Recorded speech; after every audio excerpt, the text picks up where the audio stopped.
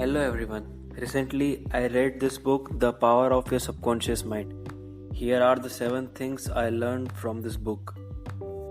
Number 1. You receive answers to prayer because of mental acceptance about what you pray.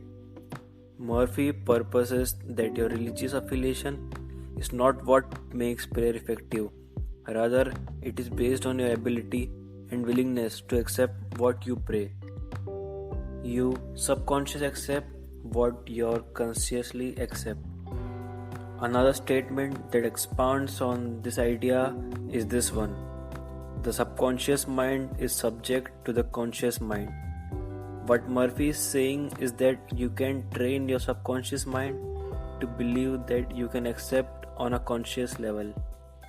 Point number 2. Your subconscious mind has the answer to all your problems. This statement makes perfect sense if you don't have any problem with the idea that your subconscious mind is equal to God. Even if not for that, though it speaks to the power of the subconscious mind. You don't need to go looking outside for the answers you seek. Murphy is saying you can look inside and pose questions to your subconscious. The answer may not come immediately, but your mind is always working on problems you submit to it even when you are doing other things, and it will eventually present to you a workable solution. Number 3. Faith is the only universal healing principle operating through everybody. I believe the implication here is that faith is created by accessing and harnessing the power of our subconscious mind. Illness, physical ailments, and even traumatic expressions can be healed by repeatedly submitting thoughts of healing to our subconscious minds. Can we be healed by any other means? According to Murphy, no. Faith is the universal healing principle. Of course, I don't think he would discount the importance of medicine and other orthodox cures, but I have to guess that in this case he is referring to instances of healing that have occurred in so-called healing services, churches or religious gatherings. Point number 4. Prayers are answered scientifically. What Murphy is suggesting is that there is a formula to prayers that are answered. He explains that science means knowledge that is coordinated, arranged and systemized. So the idea here is that we can cooperate with our subconscious mind to see more of our prayers answered.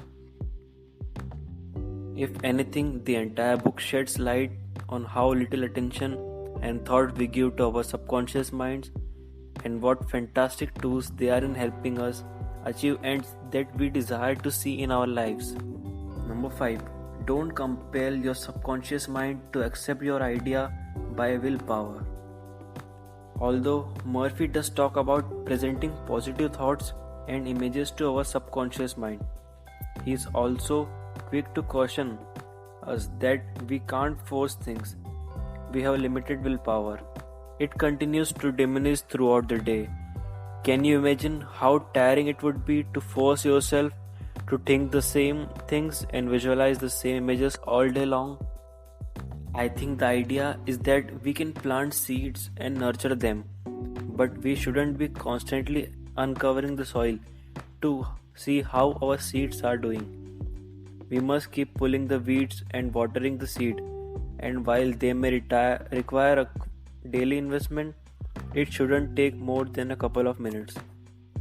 What goes in your mind determines your world. Regardless of whatever you subscribe to Murphy's theology, I think this is something we can all agree on.